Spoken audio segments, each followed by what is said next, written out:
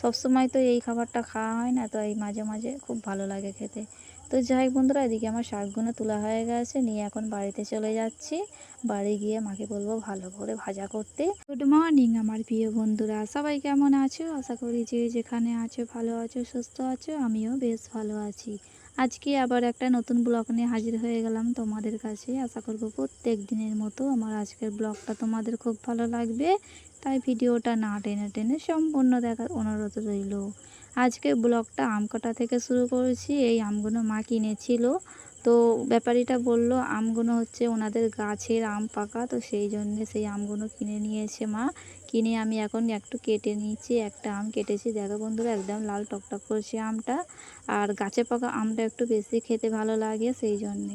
তো যাই হোক, এদিকে দেখো আমি শাক তুলতে লেগে পড়েছি এখন। আর এই শাক না ভাজি খেতে অনেক ভালো লাগে আমার, সেই জন্যে আজকের একটু মাকে বললাম যে আমি শাক তুলবো আর এই শাকগুলো আমাকে ভাজা করে দেবে। আমার আজকের শাক খাবার খুব ইচ্ছা হচ্ছে। তো যাই হোক বন্ধুরা, এদিকে আমি শাকগুলো ভালো করে তুলে নিচ্ছি।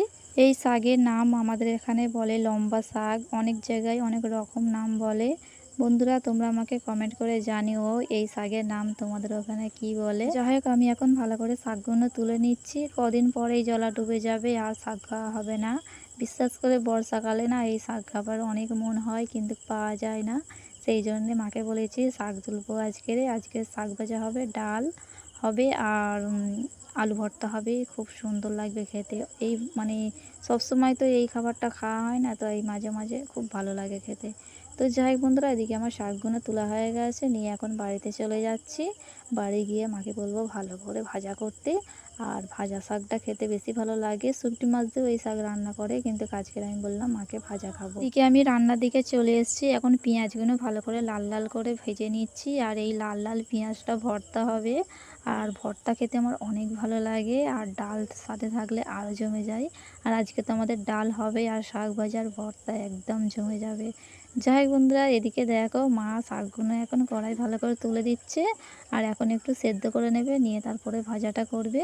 দেখতে পাচ্ছ বন্ধুরা, একদম শাকটা কচি শাক বলেই আমি তুলতে গিয়েছিলাম। তো যাই হোক, এদিকে দেখো মা এখন একটু জল দিয়ে দিচ্ছে, দিয়ে এখন শাকটা ভালো করে সেদ্ধ করে নেবে।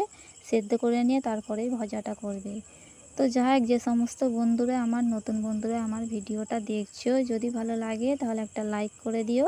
আর যদি খুব ভালো লাগে তাহলে আমার চ্যানেলটি সাবস্ক্রাইব করে দিয়ে আমার পাশে থেকে যেও। আর যে সমস্ত আমার পুরানো বন্ধুরা আমার ভিডিওটা দেখছো, তোমরা লাইক কমেন্ট করতে কিন্তু ভুলো না। তো যাই হোক, এদিকে দেখো মা ভালো করে এখন শাকগুলো নেড়ে নিচ্ছে, নেড়ে নিয়ে তারপরে শাকগুলো মা ভাজা করে নেবে। তোমরা তো আমাদের প্রায় ভিডিওই দেখেছো, বেশিরভাগ শাক রান্না হয়, শাক ভাজা হয়, আবার আলাদা তরকারিও হয়।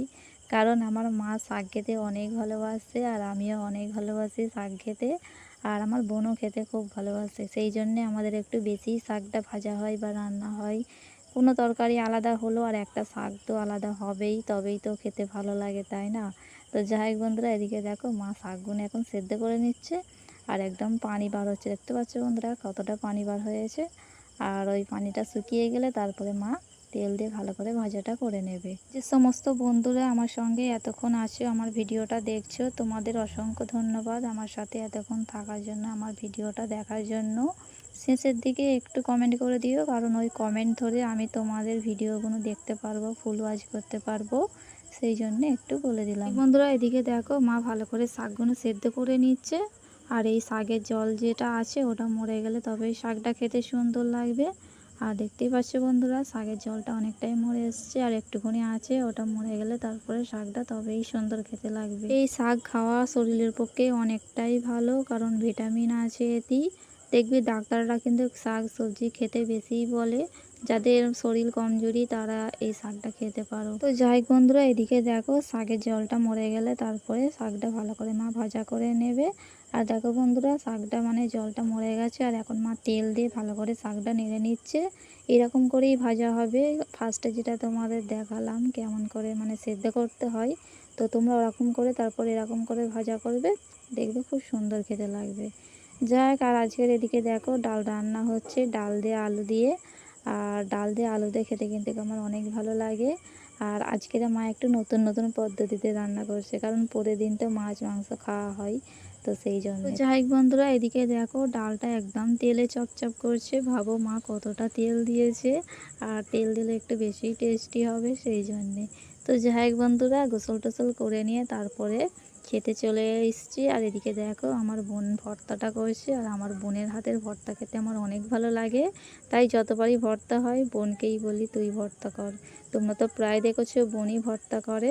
তো যাই হোক, এদিকে 3টে ভর্তা করে নিয়েছে, ভাগ করে নিয়েছে, বোনের একটা, মায়ের একটা, আর আমার একটা। তো যাই হোক বন্ধুরা, শাক ভাজাটা তো তোমরা দেখলে কেমন হয়েছে। আর এই হচ্ছে ডাল রান্না হয়েছে আমাদের। তো বন্ধুরা দেখো ডালটা কত সুন্দর, তাই না? মানে আলুটা একদম ঘেঁটে দিয়েছে, সেই জন্যে ডালটা এমন মানে গাঢ় হয়ে গেছে। আর গাঢ় হলে খেতে কিন্তু অনেক ভালো লাগে। তো যাই হোক বন্ধুরা, খাওয়া দাওয়া করে নিয়ে একটু তরমুজ কেটে নিয়েছি। আর এরকম করে তরমুজটা কেটেছি কারণ আমি এইটা নেটে দেখেছিলাম। আর এরকম করে তরমুজ করে মানে কোনো যদি বাড়িতে আত্মীয় আসে দিলে কিন্তু অনেক খুশি হবে। তো যাই হোক বন্ধুরা, আজকের ব্লগটা কিন্তু আমি এখানেই শেষ করছি। তোমরা সবাই ভালো থেকো, সুস্থ থেকো, সবাই নিজের খেয়াল রেখো। টাটা।